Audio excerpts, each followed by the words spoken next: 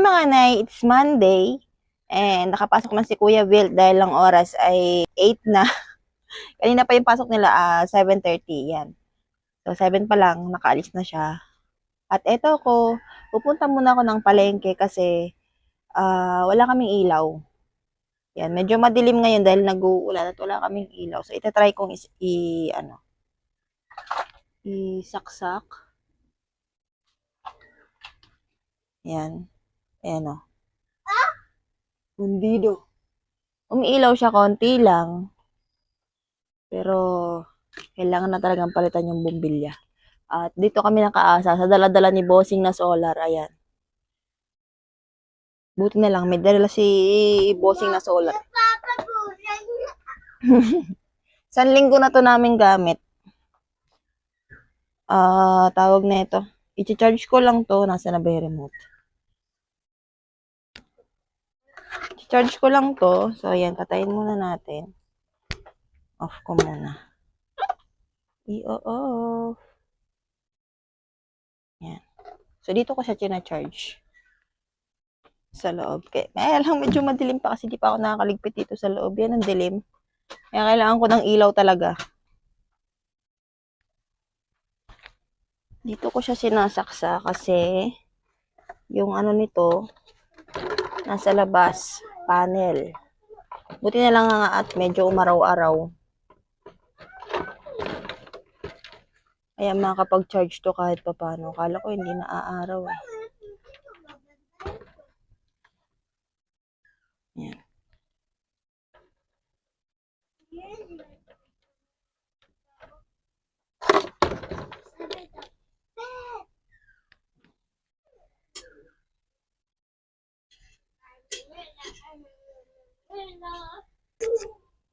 Alis muna ako. Bye-bye!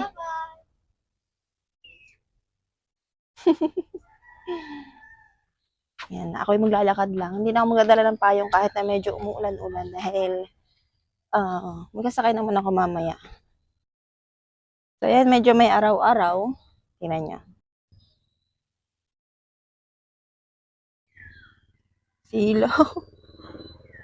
Silaw ng kapaligiran. So, yung solar namin na andoon, no. Yun, no. Yan, nasa ibabaw ng poste. Yan, nakakonect yan doon. Yung bintana pala nakasara pa. Buksan ko muna.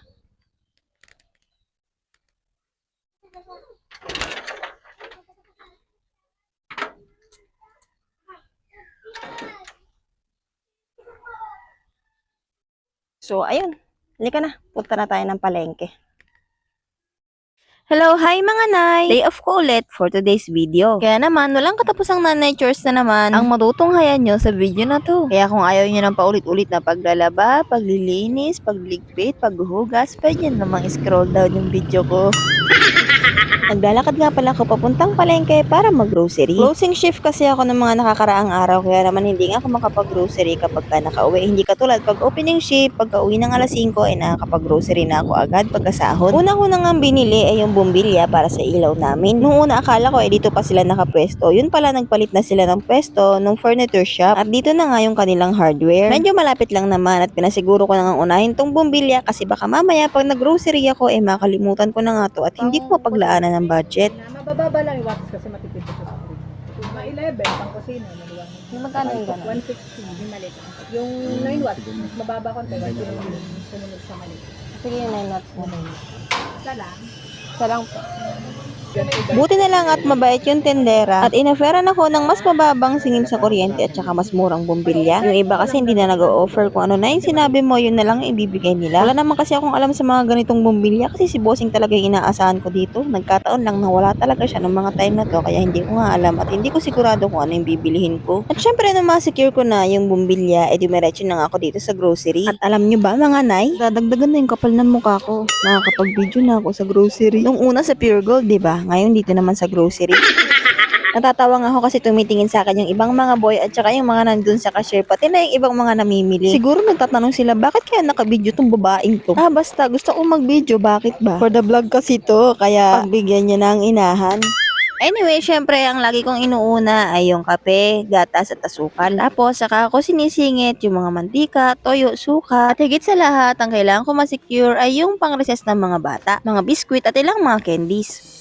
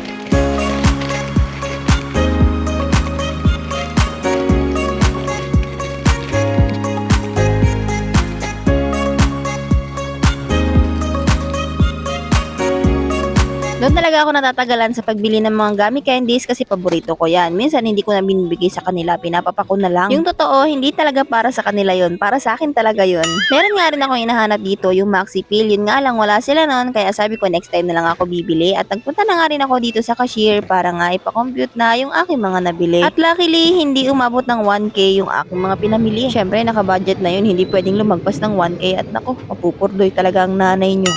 Bumili na nga rin ako ng tinapay kasi ito naman yung palaging request ng mga bata kapag pupunta ako ng palengke. Hindi pwedeng wala nito kasi talagang hinahanap nila to. At bumili din ako ng ilang pirasong apple kasi kapag minsan ay gusto nga nila to, nire-request din naman nila to. Kaya nga lang kapag bumili ako nito ay mabibitin nga sila. Kaya palaging tinapay yung binibili ko at ngayong may extra, ibibilihan ko nga sila para naman makatikim uli sila nito. Yun nga lang, 2 piraso lang yung binili ko at hati-hati na nga lang kami. Syempre, binilihan ko na nga rin ng foods yung aking mga alaga. Alangan naman, meron kaming foods tapos sila wala. Paano sila magkakalaman? Kapag inulam namin sila, di mga payat sila. Char.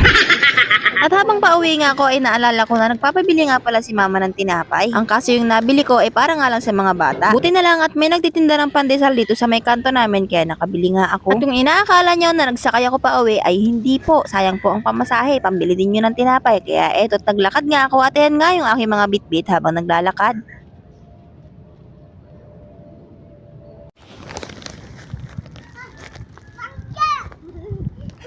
Mama, may tinapay ka? Opo, meron.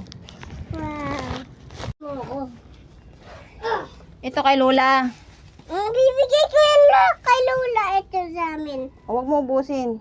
Akala nila pipicturan ko sila habang hawak-hawak nila yung tinapay. Hindi nila alam na naka-video ko. Kaya ayan, panay ang smile. Sabay sabi ko na hindi to picture, video to, video. Hindi pa ako na-picturean. Video yan, yan picture. Oh. Sige na. Magkakabit ako ng ilaw. Ingay.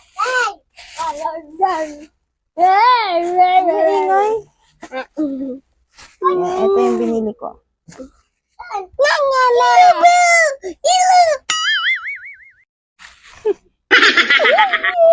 Eto, ikakabit ko na nga po siya sa taas. Pasensya na nga pala kayo sa suot ko kasi ganyan talaga ako magpambahay. Ayoko kasi yung madaming abubot sa katawan habang gumagawa, parang hindi ako makahinga.